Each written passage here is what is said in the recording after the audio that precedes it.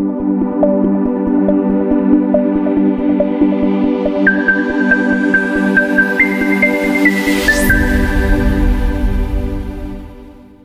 Guys, नमस्कार। मैं हूं भावेश और लक्ष्य पीएससी एकेडमी एंड लक्ष्य विद भावेश गजपाल के इस यूट्यूब चैनल पे आपका पुनः स्वागत है। यदि आप चैनल पे नए हैं तो चैनल को सब्सक्राइब जरूर करें, साथ ही बाजू में जो बेल आइकन है उसे प्रेस करके ऑन मोड पे रखें ताकि जैसे ही कोई मैं नया वीडियो डालूं आपको नोटिफिकेशन प्राप्त हो सके।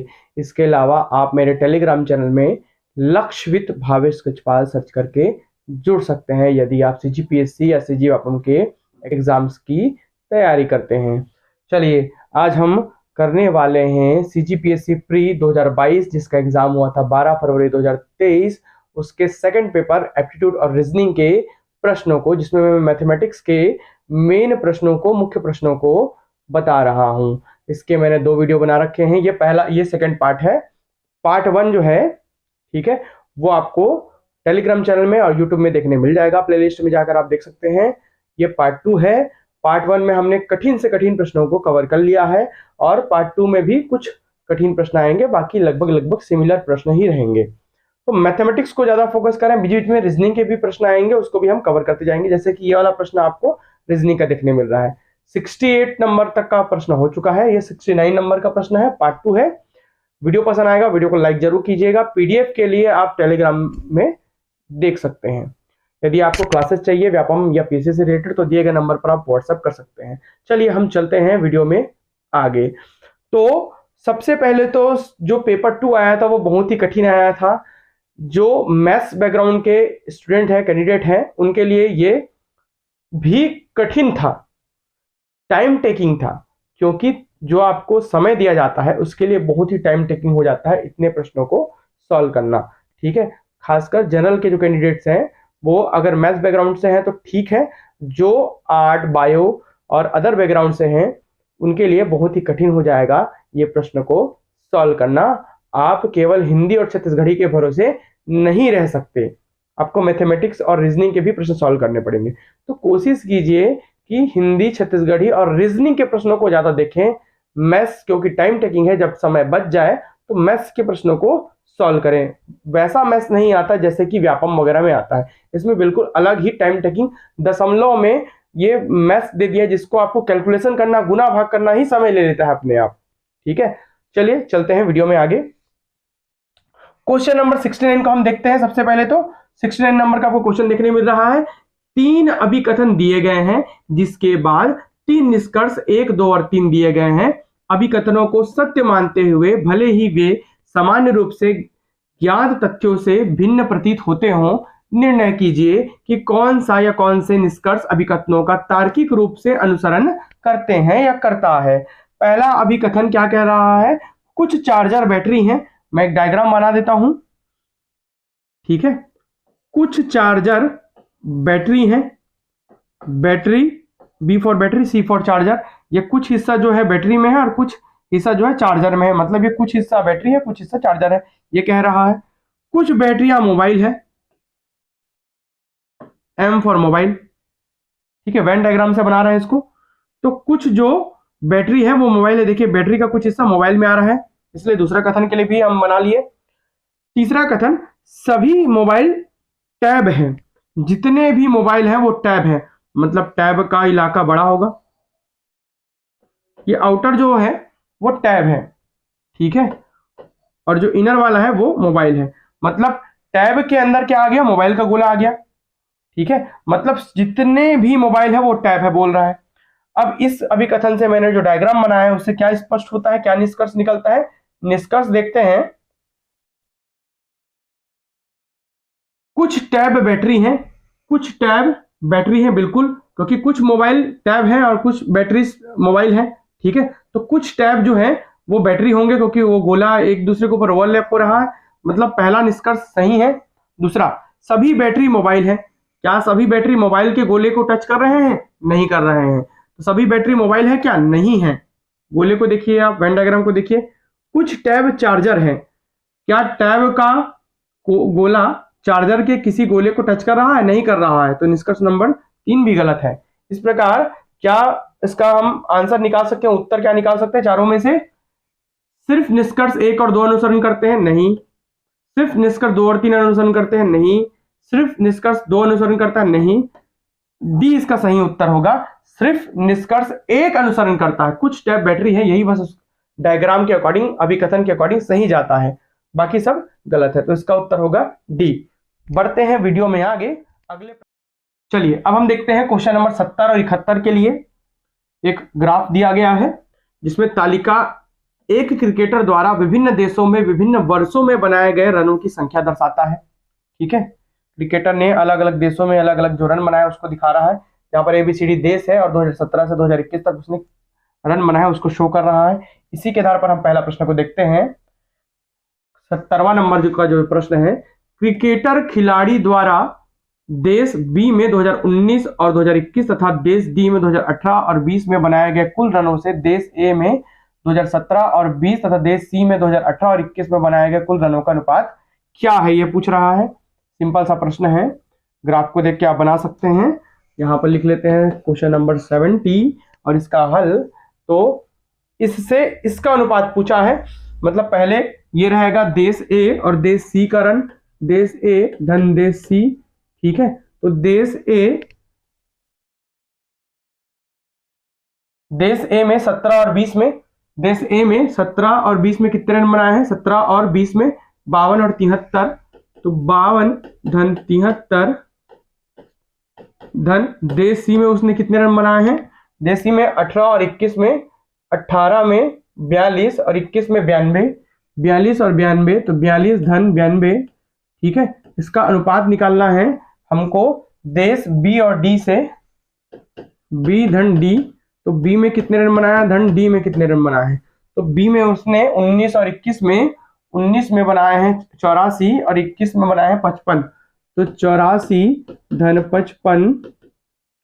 उसके बाद देश डी में 18 और 20 में, 18 में 76 और 20 में 81, 76 धन 81, सबको जोड़ लेते हैं, अनुपात निकल जाएगा। ठीक है, 52, 73, 42, 92, 9 4 13 7 20 5 25, 259, 259 रन टोटल बनाए हैं ए और सी में। बी और डी को जोड़ लेते हैं, 84, 55, 76, 81।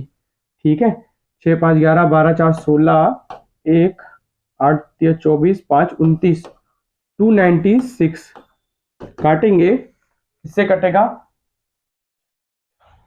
तो 7 से और 8 से, तो 7:8 इसका उत्तर आएगा। ठीक है, तो ये उत्तर है आपका बी, 7:8। चलिए बढ़ते हैं इसी ग्राफ के आधार पर दूसरे प्रश्न की ओर। अगला जो प्रश्न आपको दिया गया है क्वेश्चन नंबर 71 है। क्या बोल रहा है,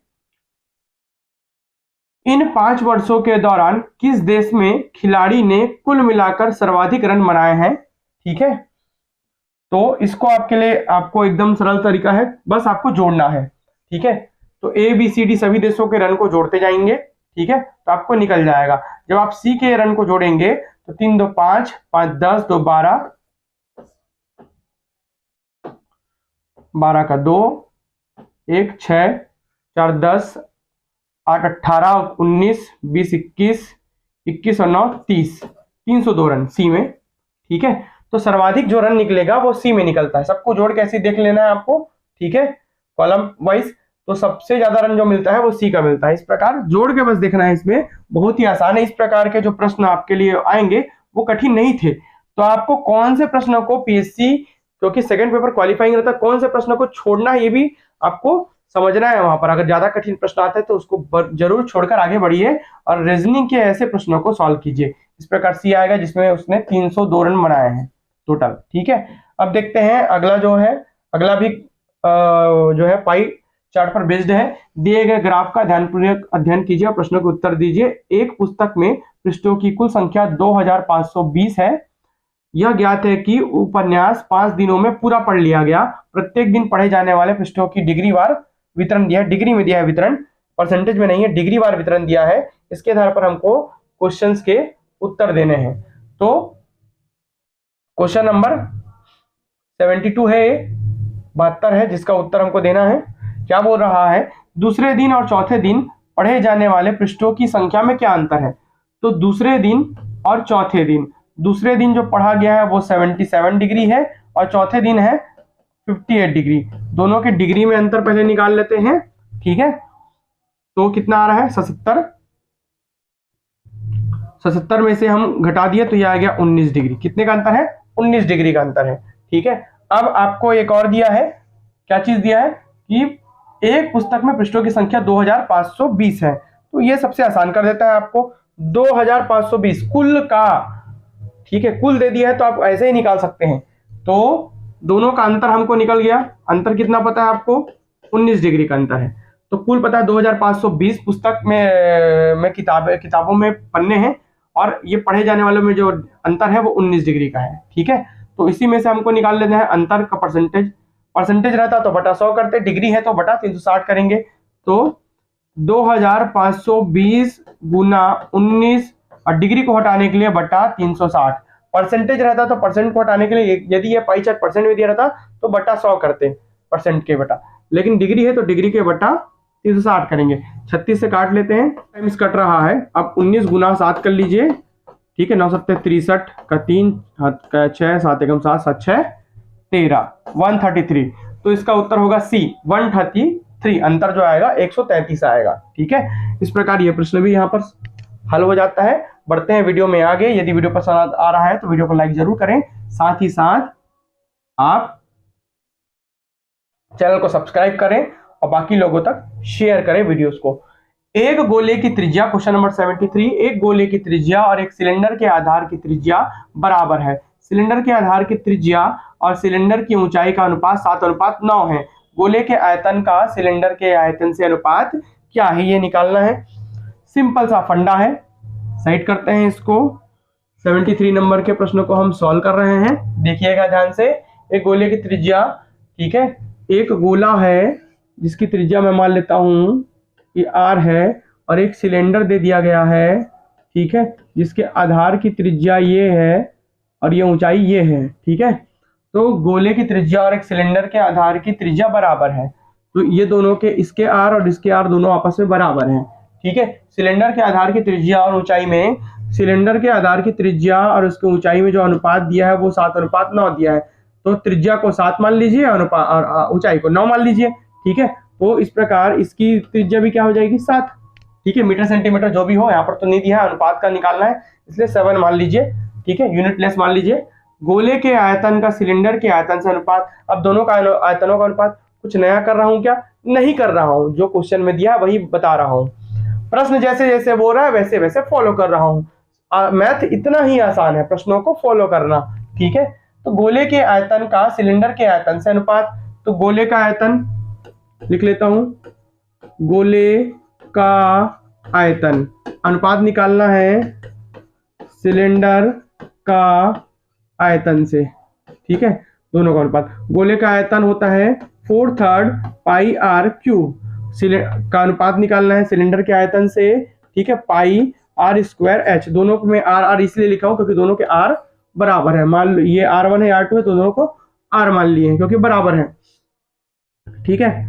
पाई से पाई अनुपात में है, मतलब बटे में काट सकते हैं, अनुपात में लिख रहा हूं। अनुपात या बटा, बटा में ऊपर नीचे रखेगा, अनुपात में आजू बाजू तो कट जाएगा, ठीक है। यहाँ पर क्या बचा, 4/3, ये r² से स्क्वायर कट जाएगा, कितने बार r बचेगा, एक बार r बचेगा, अनुपात h, ठीक है। तो 4/3 r की वैल्यू क्या है, 7 है, अनुपात h की वैल्यू क्या है, 9 है, ठीक है। तो 7 चौक 28/3, ये अनुपात को पूरा अनुपात लिख लेते हैं बटे में, बटा 9, ये 3 कहा जाएगा, नीचे आ जाएगा, तो क्या हो जाएगा 28/9 या 27, 28 अनुपात 27 इसका अनुपात होगा, ये हो गया आपका उत्तर। तो कौन सा है, ऑप्शन नंबर सी, 28 अनुपात 27 इसका आंसर होगा। कितना आसान है, फॉर्मूला लिखे हैं बस, अनुपात में ले गए हैं और निकाल दिए हैं, इतना ही आसान है। चलिए आगे बढ़ते हैं, अगला प्रश्न को देखते हैं। क्वेश्चन नंबर 74 क्या बोल रहा है, पहले पढ़ लेते हैं। यदि कोई व्यक्ति 56 किलोमीटर प्रति घंटा की गति से यात्रा करता है तो वह समय पर अपने गंतव्य तक पहुंच जाएगा। वह अपनी यात्रा का 1/3 भाग 5/9 समय में पूरा करता है। समय पर अपने गंतव्य तक पहुंचने के लिए शेष दूरी को तय करने में के लिए उसे किस गति, जो कि किलोमीटर प्रति घंटा में यात्रा करनी चाहिए। सबसे अच्छा चीज तो यह है कि इसका यूनिट नहीं बदलना है, ये भी किलोमीटर प्रति घंटा में, ये भी किलोमीटर प्रति घंटा में। अब जो प्रश्न में दिया है ना वहीं पर हम खेल करते हैं, ज्यादा कुछ नहीं करना है। क्वेश्चन नंबर 74 क्या बोल रहा है? स्पीड दे दिया है, ठीक है, यात्रा का स्पीड दे दिया है। स्पीड 1 26 किलोमीटर प्रति घंटा, किलोमीटर पर आवर, ठीक है। वह अपने गंतव्य तक पहुंच जाएगा, ठीक है। 56 किलोमीटर प्रति घंटा की स्पीड से आता है तो अपने गंतव्य तक पहुंच जाएगा। ये पूरा उसका गंतव्य है, स्थान, ठीक है, जिसमें से 1/3 उसने पूरा किया है 5/9 समय में। ये टाइम रहा है वो टी समय लग रहा है, टी टाइम। अब पूरा जो डिस्टेंस है वो डी डिस्टेंस है, क्या है? डी डिस्टेंस है और टी टाइम है। तो उसके डिस्टेंस का 1/3 5/9 समय में, तो बचा कितना? 2/3। एक में से घटा दोगे तो बच जाएगा, निकल जाएगा। वैसे इसको एक में से घटा दो तो बचा वाला निकल जाएगा। 9 एकम 9, 9 में से 5 गया 4, तो 4/9, ठीक है। तो ये बचा वाला हिस्सा कितना? 4/9 समय। टाइम में बचा हिस्सा कितना? 4/9। डिस्टेंस में बचा हिस्सा क्या? 1/3 और 2/3। तो यहां से निकालते हैं, यहां हमको क्या कह दिया? कुल दूरी है डी मान लिया, कुल समय लगा टी समय, ठीक है। तो हम निकाल लेते हैं समय। चाल बराबर दूरी बटा समय होता है, ठीक है। तो चाल कितना है? 56, कुल दूरी है डी और कुल समय है टी। तो यहां पर t = d/56 हो जाएगा, ठीक है। टाइम की वैल्यू डिस्टेंस के फॉर्म में आ गई। क्यों ऐसा किए हैं? क्योंकि हमने 1/3 चला है 5/9 समय में, तो यहां से चली दूरी कितनी होगी? कितना तय किया है उसने? कुल दूरी का 1/3 और चला गया समय, कितना समय लिया गया समय है इसको तय करने में? कुल समय का 5/9 हिस्सा। और कुल समय को हमने इक्वेशन नंबर 1 में क्या निकाला है? d/56। उसको d के फॉर्म में निकाल लेते हैं। d/56 multiply 5/9। t के वैल्यू रख लिए, t की वैल्यू इक्वेशन नंबर 1 से रख लिए, ठीक है। तो यहां पर हमारा 2 वैल्यू आ गया। तो इसी के लिए हम ये दोनों वैल्यू को, बचे हुए को निकाल लेते हैं और सीधा सीधा हमारा आंसर निकल जाएगा। कैसे निकाले भाई? सीधा सीधा देखिए कैसे निकाल रहा हूं, ठीक है। अब बचा जो डिस्टेंस है वो क्या है? कुल दूरी का 2/3 बचा दूरी, और लिया गया समय, इसमें लिया गया समय क्या होगा? कुल समय का 4/9 हिस्सा। तो कुल समय को हमने क्या निकाला था? डी के फॉर्म में, d/56। तो d/56, ताकि इसको हमको काटते बने। एक इक्वेशन में एक अननोन होना चाहिए, 2 अननोन नहीं होना चाहिए, ठीक है। अब हम निकाल लेते हैं चाल, ठीक है। बचे दूरी के लिए चाल बराबर दूरी बटा समय, ठीक है। बचा हुआ दूरी और बचा हुआ समय। बचा हुआ दूरी क्या है? d सही 2/3, मतलब 2d/3 लिख सकते हैं। और समय कितना लिया गया है? 4d/56 × 9, ठीक है।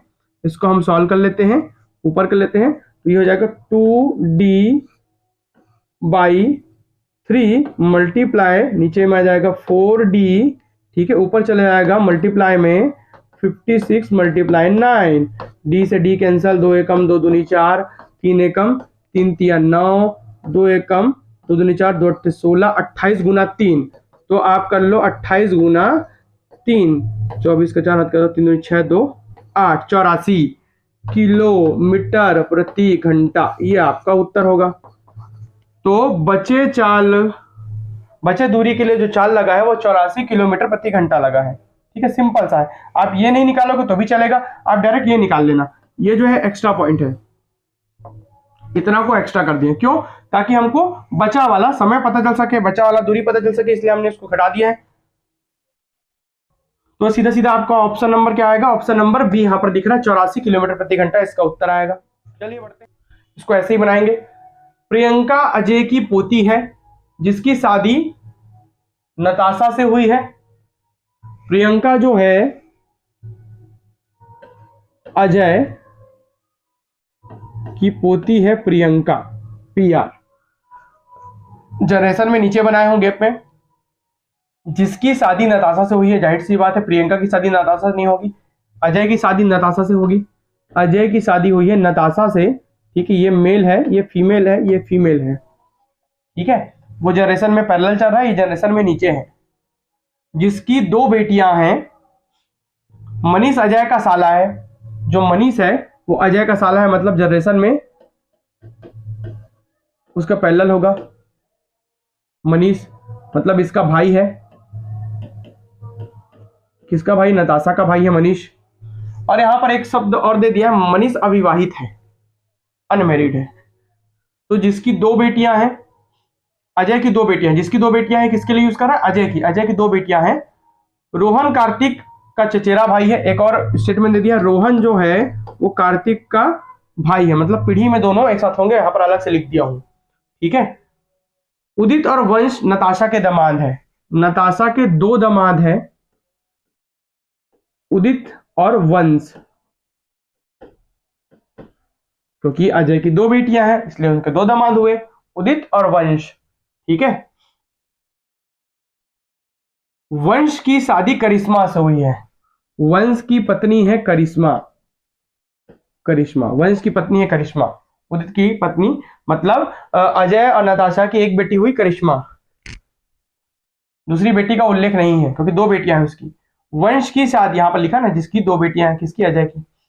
वंश की शादी करिश्मा से हुई है और उसकी 2 बेटियां और 1 बेटा है। तो वंश और करिश्मा का 2 बेटी और 1 बेटा है, 2 फीमेल रहेगा, 1 मेल रहेगा। चिन्ह बना दिया हूं, पीढ़ी में नीचे, जनरेशन में नीचे। उदित का 1 बेटा और 1 बेटी है। अब जनरेशन में आगे बढ़ते हैं। उदित का 1 बेटा और 1 बेटी है, ठीक है, 1 बेटी है। तनिष और स्मृति करिश्मा की बेटियां हैं, मतलब वंश और करिश्मा की बेटियां तनिष और स्मृति हैं। मतलब ये जो प्रियंका थी, जो अजय की पोती है, वो उदित की बेटी है। तो यहां पर लिख देता हूं PR। अब आया, इसलिए प्रियंका को नीचे लिख दिया था मैं, ठीक है। अब बच गए 2 बच्चे, एक इसके 1 बेटा, इसका 1 बेटा, ठीक है। अब 2 बेटों में से दोनों जो चचेरे भाई थे, रोहन और कार्तिक, ये दोनों जो चचेरे भाई हैं, यहां पर और कुछ दिया होगा। मनीष अविवाहित है, करिश्मा रोहन से कैसे संबंधित है, ठीक है। उदित का 1 बेटा और 1 बेटी है। उदित का 1 बेटा और 1 बेटी है। कार्तिक का चचेरा भाई और प्रियंका का भाई है।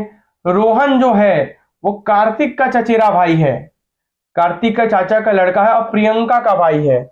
तो यहां पर प्रियंका का भाई कौन हुआ? रोहन। तो कार्तिक किसका बेटा हुआ? वंश और करिश्मा का। तो इस रोहन का संबंध इस करिश्मा से बताना है, ठीक है। तो यहां पर भाई रोहन तो अजय और नताशा के का पोता है और ये दोनों उदित और वंश दोनों के दामाद हैं। ये इसकी नताशा की बेटी है, ठीक है। तो उसकी बेटी के बहन, चाहे वो बड़ी बहन हो चाहे वो छोटी बहन हो, उसका बेटा क्या कहलाएगा? तो यहां पर हिंदी में मां तो नहीं होगा, ठीक है। क्या कहलाएगा? अगर छोटी हुई तो ये मौसी होगी, बड़ी हुई तो बड़ी मम्मी कहलाएगी, है ना भाई, बड़ी माँ कहलाएगी, और छोटी हुई तो मौसी होगी। तो मौसी वगैरह का उल्लेख यहाँ पर नहीं किया गया है।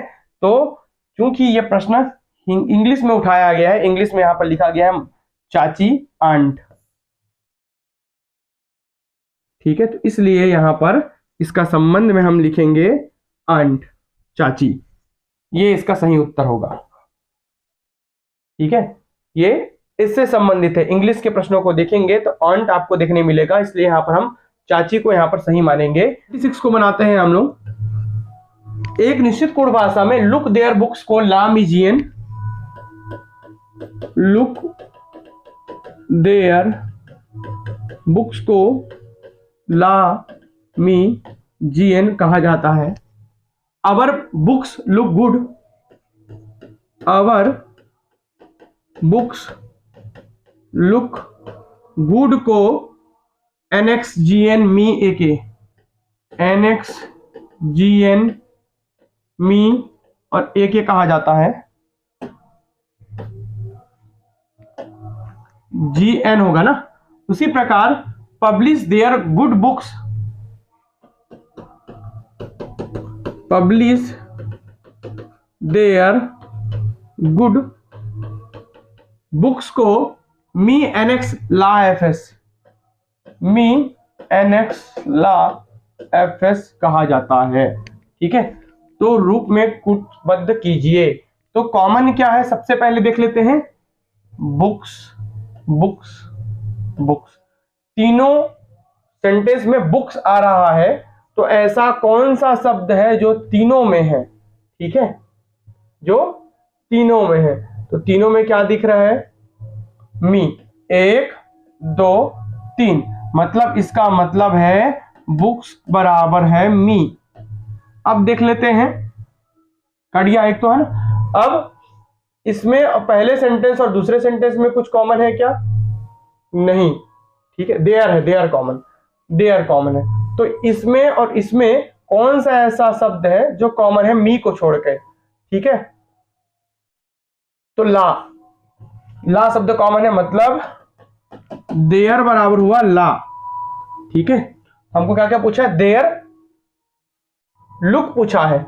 अब देख लेते हैं लुक, तो लुक किसमें दिखा रहा है, लुक पहले और दूसरे सेंटेंस। अब पहले और दूसरे सेंटेंस में क्या कॉमन है, ठीक है, GN कॉमन है। तो लुक बराबर आपका क्या हो गया, GN हो गया। क्या हो गया, GN हो गया। तो उसी कुड भाषा में देयर लुक को क्या कहेंगे, देयर को ला कहेंगे और लुक को GN कहेंगे, GN ला, मतलब डी इसका सही उत्तर होगा।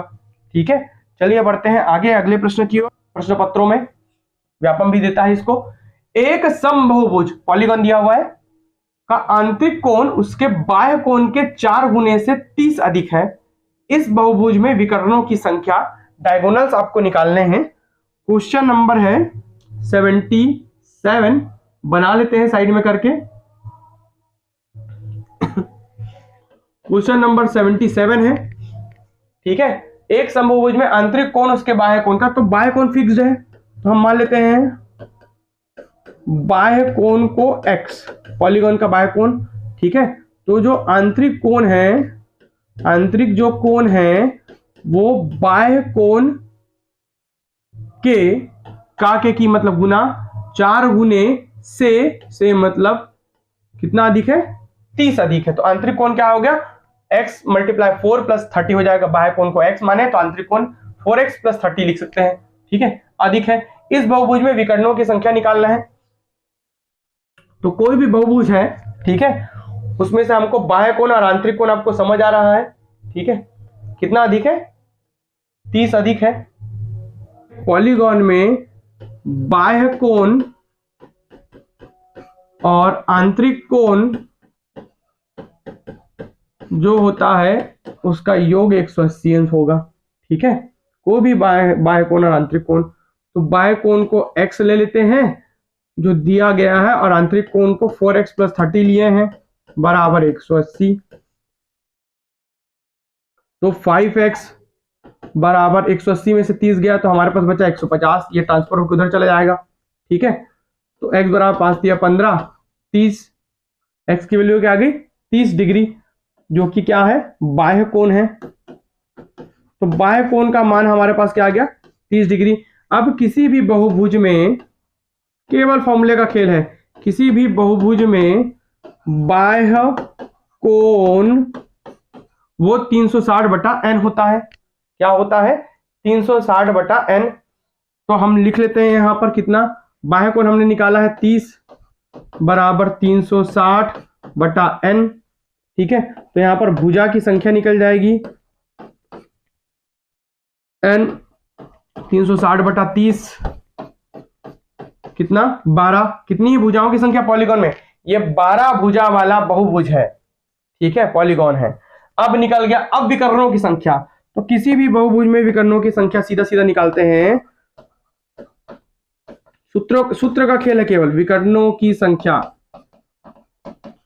तो विकर्णों की संख्या निकलेगा n-3/2 से। यहां पर n भुजाओं की संख्या है 12 3 बटा 2 मतलब 12 गुना 12 में से 3 गया 9 बटा 2 2 एकम 2 छक्के 12 9 छक्का 54 54 विकर्ण होंगे। 54 विकर्ण होंगे जो कि ऑप्शन नंबर बी है। इस प्रकार इसका उत्तर होगा बी 54। क्या किए? केवल फॉर्मूला या फंडे का खेल है। बहुभुज के लिए आपको याद करना ही पड़ेगा इसको। अब बढ़ते हैं अगले प्रश्न की ओर, क्वेश्चन नंबर 78 की ओर। यह भी बढ़िया प्रश्न है। पी ने 1,12,000 की पूंजी से एक व्यापार शुरू किया। 2 महीने के बाद क्यू 80,000 की पूंजी के साथ व्यापार में शामिल हो गया और फिर 2 महीने बाद आर 72,000 की पूंजी के साथ व्यापार में शामिल हो गया। व्यवसाय शुरू होने के 10 महीने बाद क्यू ने 8,000 वापस ले लिए और आर ने भी 8,000 वापस ले लिए 10 महीने बाद। क्यू को 1 वर्ष के अंत में लाभ में अपने हिस्से के रूप में 11,900 रुपए प्राप्त हुए। तो कुल लाभ कितना था? मतलब वो जो कुल हिस्सा निकाला लाभ जो तीनों में बंटवारा हुआ, जिसमें से क्यू का हिस्सा 11,900 है। ठीक है, एकदम आसान प्रश्न है, सिंपल सा रेशियो पे बेस्ड बन जाएगा।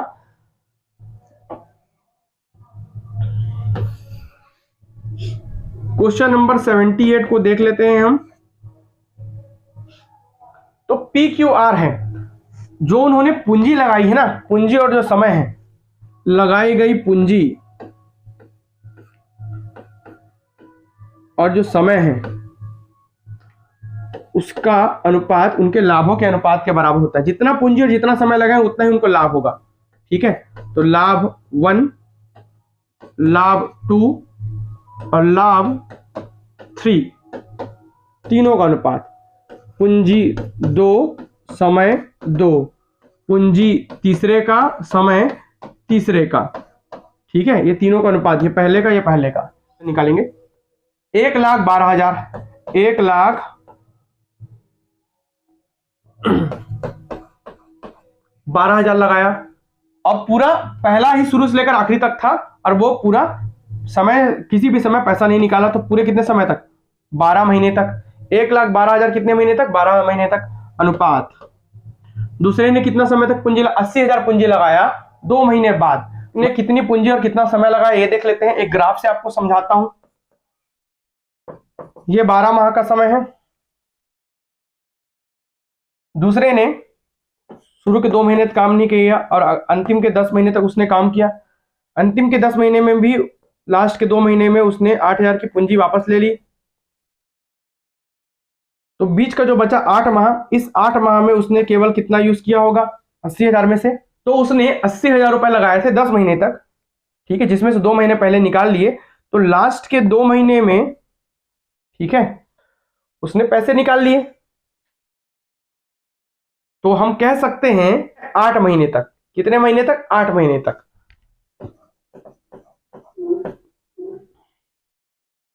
कितने?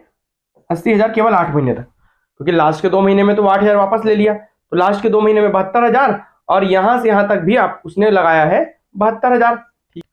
ठीक है, तो हम सीधा सीधा लिख लेते हैं। पूंजी 80,000 लगाया कितने महीने तक? 8 महीने तक। और अंतिम के जो है 8,000 निकालने के बाद अंतिम के 2 महीने में उसने 72,000 रुपए लगाया। ठीक है, अब तीसरे का देख लेते हैं ग्राफ से। 12 महीने का समय है। 2 महीने बाद बी दूसरा आया, 2 महीने बाद फिर दूसरा आया। मतलब शुरू के 4 महीने तो इसने काम ही नहीं किया है।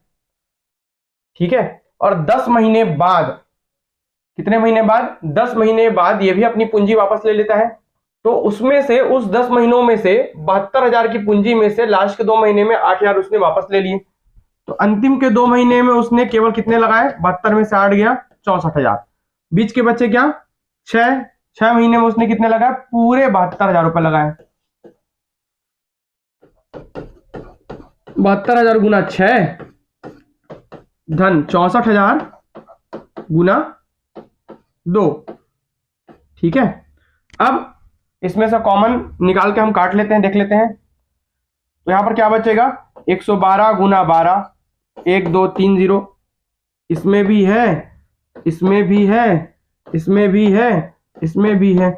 इससे 1000 कॉमन निकलेगा, इससे 1000 कॉमन निकलेगा, इससे भी 1000 कॉमन निकलेगा, और तीनों अनुपात में तीनों का 1000 कैंसल।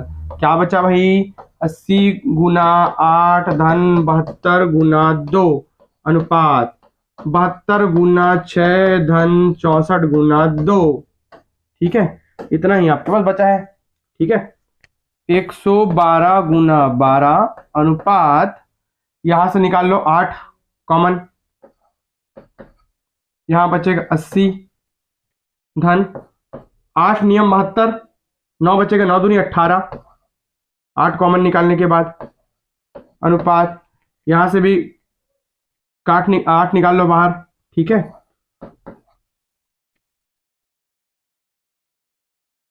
तो क्या बचेगा यहां पर से कॉमन, 9 छक्के 54 धन 8 दूनी 16। ठीक है, दोनों से 8 कॉमन निकल गया, यहाँ 8 मिल जाएगा। देखिए इसको भी तोड़ सकता हूं, ध्यान से देखिएगा। तो 8 गुनी 14 कर सकता हूं 112 को, 14 गुनी 8, तो ये 8, ये 8 और ये 8, तीनों को कॉमन का करिए, जैसे 1000 कटा, सरल।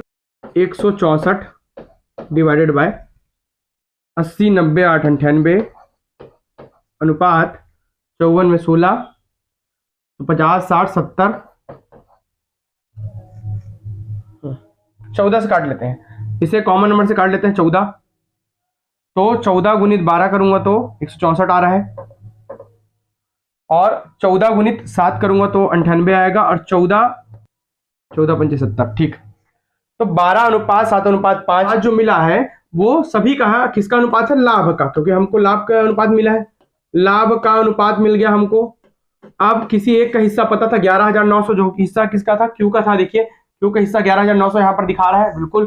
चलिए अब इसी को सॉल्व करते हैं आगे। तो क्यू का हिस्सा है 7 हिस्सा, तो इसको पी क्यू आर का हिस्सा ले लेते हैं। ठीक है, एक भाग निकाल लेते हैं, इसको पी का मान लेते हैं 12x, क्यू का मान लेते हैं 7x, और आर का मान लेते हैं 5x, x के रूप में ले लिए। x की वैल्यू निकालना है, क्यू का हिस्सा 11,900, 7x बराबर 11,900, x बराबर 11,900 बटा 7, कितना 1700। ठीक है, तो हमको निकालना है, किसका हिस्सा निकालना है, अंत में किसका पूछा है,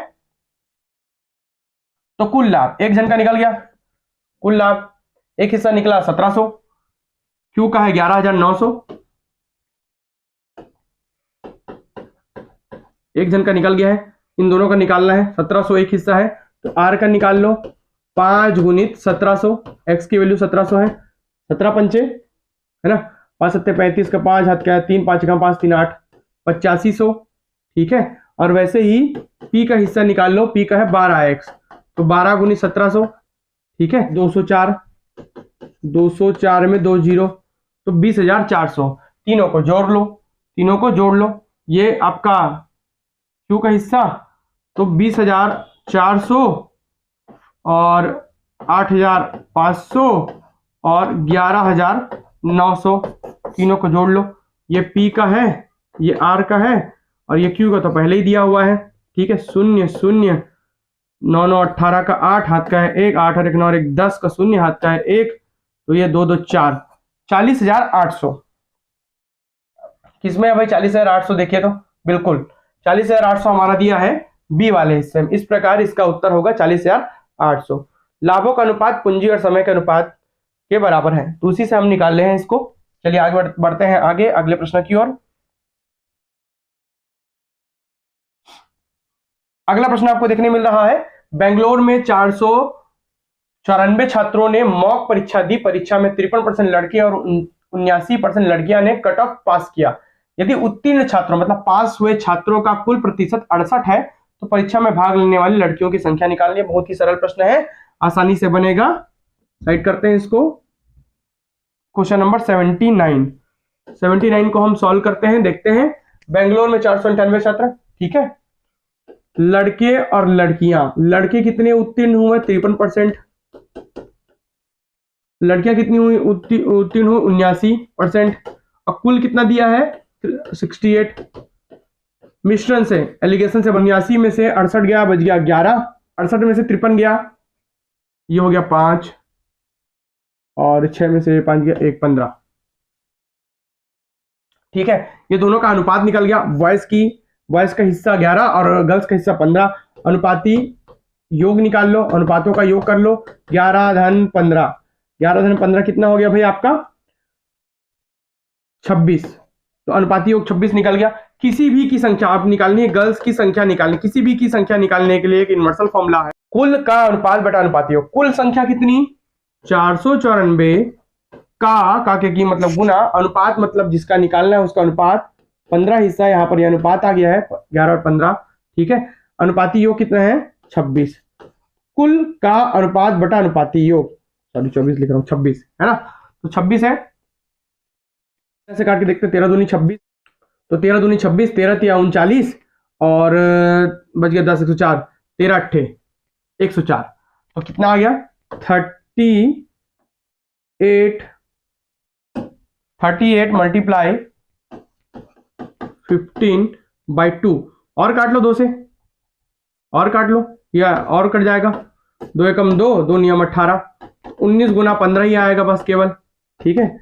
9 पंचे 45 का 5, हाथ का 4, 5 एकम 5, 4 9, 19 एकम 19, 5 9 9 18, 285। कितना है भाई? 285। तो इसका उत्तर होगा A 285। गर्ल्स की संख्या कितनी है? 285। उस 494 में से 285 को घटा दोगे तो बॉयज की संख्या भी निकल जाएगी, ठीक है। प्रश्न क्या बोल रहा है? एक वस्तु का अंकित मूल्य लागत मूल्य से 50% अधिक है। अंकित मूल्य में 25% की वृद्धि और बिक्री मूल्य में, मतलब सेलिंग प्राइस में 20% की वृद्धि होती है, तब लाभ पिछले लाभ से दुगना हो जाता है। यदि मूल अंकित मूल्य 450 है तो मूल बिक्री मूल्य कितनी होगी? सेलिंग प्राइस हमको निकालना है, मूल वाला। क्वेश्चन नंबर 81 एकदम बढ़िया से बनाएंगे इसको। क्वेश्चन नंबर 81 को क्या बोल रहा है? हमको अंकित मूल्य दे दिया है, मार्क्ड प्राइस दे दिया है 450 रुपए, और बोला है अंकित मूल्य लागत मूल्य से 50% अधिक है।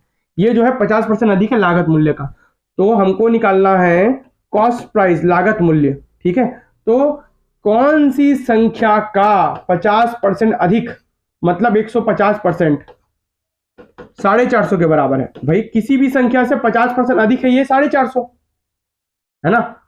कौन संख्या? मतलब लागत मूल्य का 50% अधिक अंकित मूल्य है, मार्क्ड प्राइस है।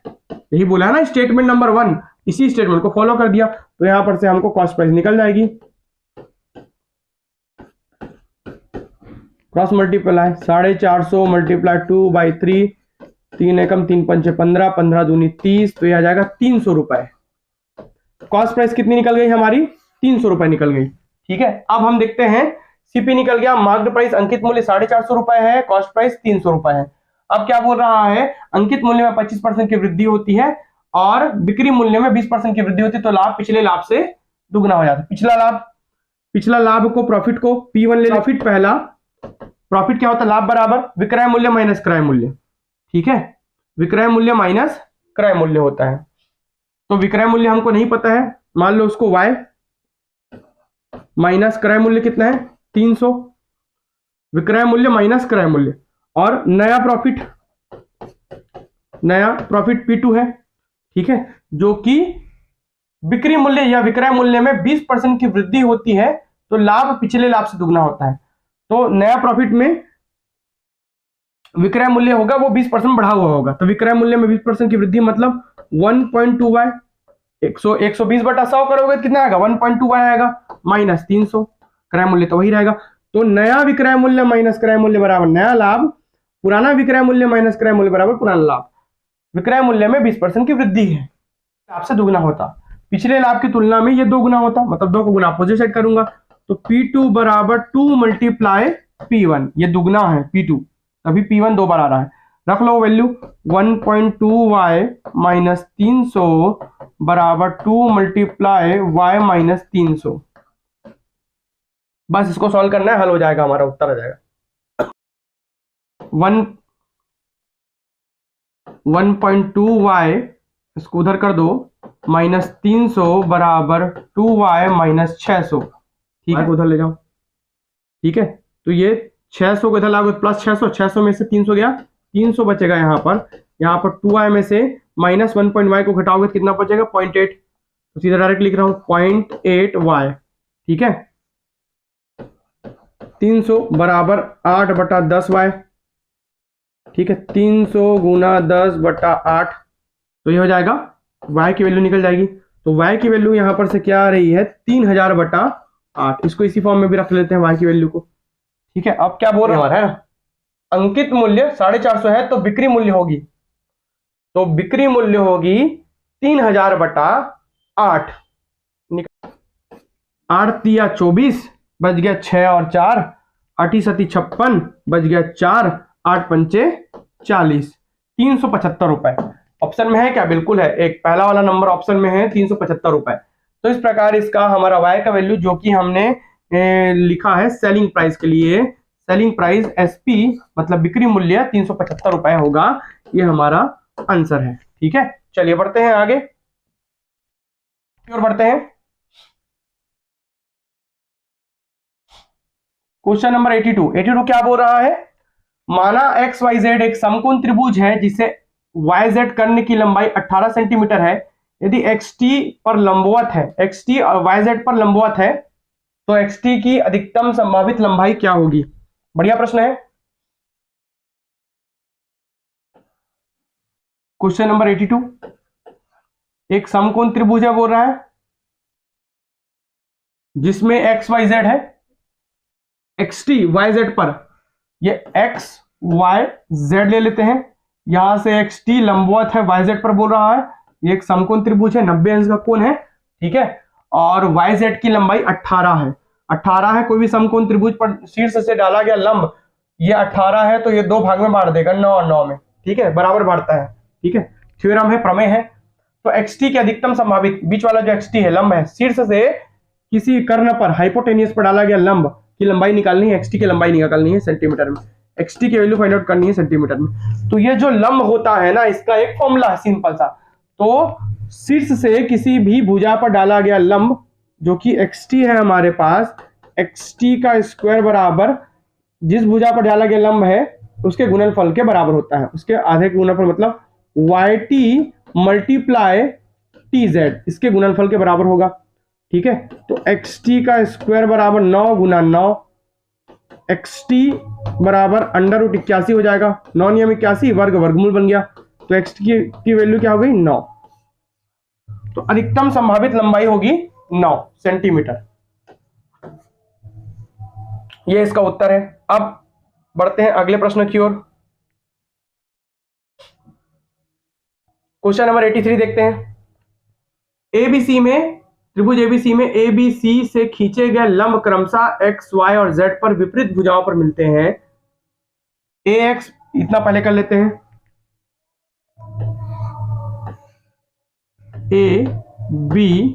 ABC क्वेश्चन नंबर 83 विपरीत भुजाओं पर, इसके शीर्ष से विपरीत भुजाओं पर मिलते हैं।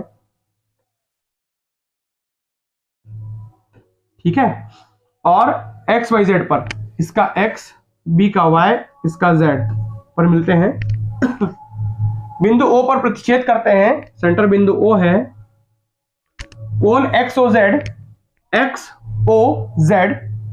ये वाला जो कोण है उसका मान 130 अंश है, 130 डिग्री है, और कोण A और कोण C के प्रतिच्छेद बिंदु P पर मिलते हैं। ठीक है, कोण A और कोण C, एक नया त्रिभुज बना लेता हूं जहां से कोण A और कोण C के जो प्रतिच्छेद बिंदु है वो बिंदु P पर मिल रहे हैं, ये वाला प्रतिच्छेद बिंदु जो है वो बिंदु P पर मिल रहे हैं, ये बोल रहा है। तो कोण APC का मान निकालना है।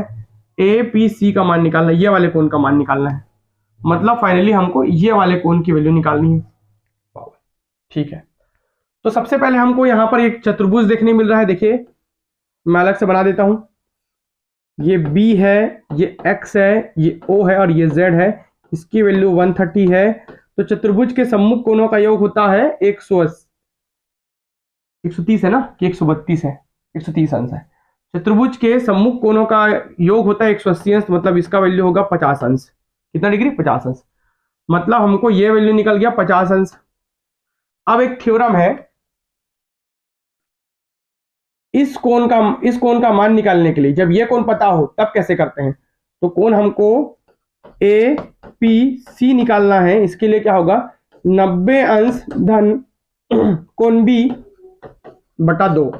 कोण बी की वैल्यू हमने निकाली है 50 अंश, 90 धन 50 बटा 2 मतलब 25, 90 धन 25, 90 धन 25 कितना होगा, 115, 115 अंश। ये आपका उत्तर होगा, सिंपल सा। ठीक है, 83 का ये उत्तर होगा। अब बढ़ते हैं आगे, ये तो यहीं से बन जाएगा, निम्न में से किस आकार से को मिलाकर ये आकार बनाया जा सकता है, तो इसमें का उत्तर होगा सी ऑप्शन। आगे बढ़ते हैं, वर्क एंड टाइम का एक क्वेश्चन आया हुआ है।